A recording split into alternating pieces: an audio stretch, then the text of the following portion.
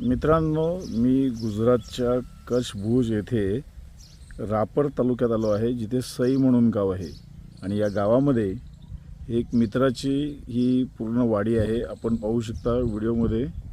ही शेतीची जागा पूर्ण द्यायची आहे आणि त्या शेतामध्ये हे एक पीर बाबाचं मंदिर उभं केलेलं आहे. या ठिकाणी आपण पाहू शकता व्हिडिओमध्ये हे पीर बाबाचं आहे.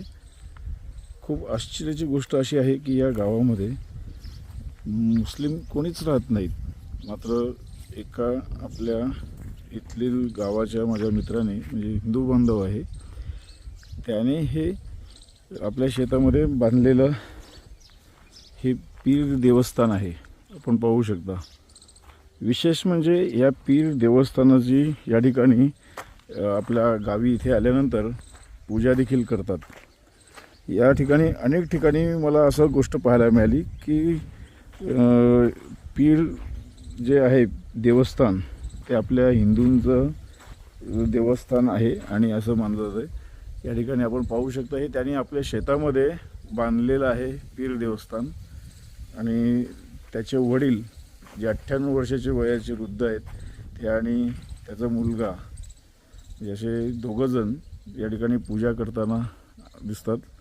आपण पाहू शकता. विशेष म्हणजे हे देवस्थान या ठिकाणी त्यांनी स्वतःने बांधलेलं आहे. आणि असे देवस्थान, पीर देवस्थान अनेकांच्या शेतामध्ये पाहायला मिळतात. सर्व आपण म्हणजे एक आगळंवेगळं या ठिकाणी मला हे जाणून घ्यायला भेटली माहिती की ही देवस्थानाचं पूजा करण्यासाठी शेतकरी बांधव इथला तो येतोय. आपण अनेक देवांच्या कहाण्या ऐकलेल्या आहेत, मात्र हे पीर देवस्थान याबद्दल आपण जाणून घेत आहोत. हे बघूया. ही पीर देवाची ही देवस्थान आहे. त्यांनी दिवाबत्ती या ठिकाणी केले, धूप पेटवलेलं आहे. आणि हे पीर देवस्थान, यावर चादर देखील आपण पाहू शकता की जी पूर्ण कुठल्या लिपीत आहे म्हणजे आपण पाहू शकता की उर्दू अरबी लिपीमध्ये दिसते ही खरं म्हणजे.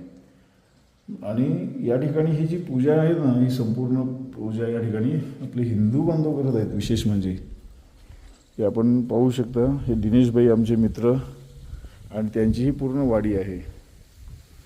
मला सर्वात पहिले प्रश्न पडला की हे एक मुस्लिम व्यक्तीचं या ठिकाणी देवस्थान आणि ते पण या जागेमध्ये कसं काय, कारण एकही या गावामध्ये मुस्लिम व्यक्ती राहत नाही आहे.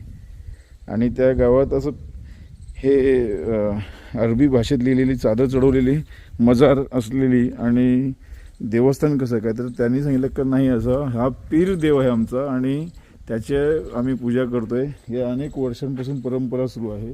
येथील शेतकरी अनेक आहेत, त्यांच्या घरात त्याच्यानंतर शेतात अशा प्रकारे पीर देवाची पूजा केली जाते.